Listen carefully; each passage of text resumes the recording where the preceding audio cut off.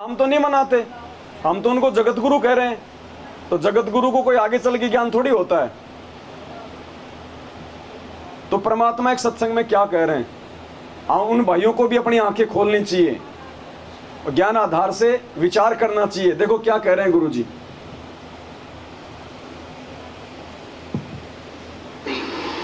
करके हम एक रोल करके एक परम भक्त में क्या गुण होते हैं, एक परम संत के क्या गुण होते हैं और पूर्ण प्रभु के अंदर कौन से गुण होते हैं, उन सबसे युक्त थे वो मालिक। उन्होंने बताया है कि ये जग सारा रोगिया रे रहे। आज से अगर 50 वर्ष पहले ये मार्ग ये दास शुरू करता तो रोज डरे लगते, रोज पिटाई होती मेरी। क्या कह रहे हैं पूज्य गुरुदेव जी, यदि आज से 50 साल पहले दास ये मार्ग शुरू करता मेरे रोज गले पड़ते। अगर गुरुजी को 17 फरवरी 1988 को ही ज्ञान हुआ है तो ये क्यों कह रहे हैं कि यदि आज से 50 साल पहले मैं ये मार्ग शुरू करता, इसका मतलब ज्ञान तो था ही। 50 साल पहले ये मार्ग शुरू करने का समय नहीं था।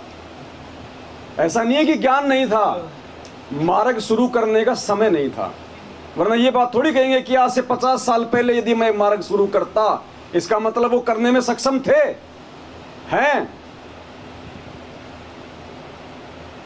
तो देखो इतना अंतर है संगत में, एक ही गुरु के शिष्य हैं। इसलिए परमात्मा ने ये 7 संगतियां रखवाई हैं। साध संगत से भेद जो पाया, ये भेद अध्यात्म के भक्ति मार्ग के, ये साध संगति से ही निकलेंगे, दूसरा कोई तरीका नहीं है।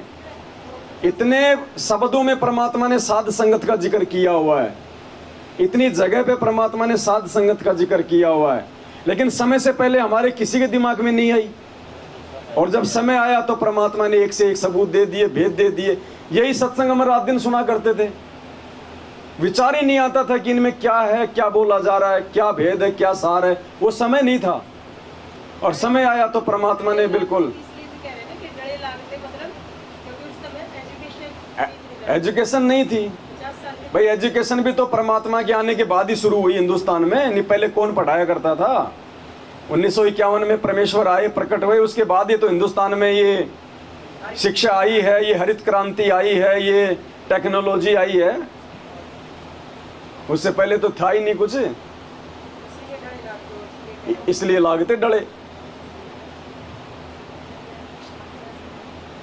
तो इतने भेद दे रखे हैं भगवान ने।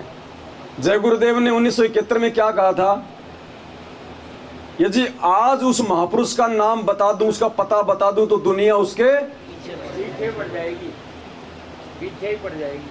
अब पीछे किसके पड़ेगी, जिसके पास कुछ मटेरियल होगा उसी के पीछे तो पड़ेगी।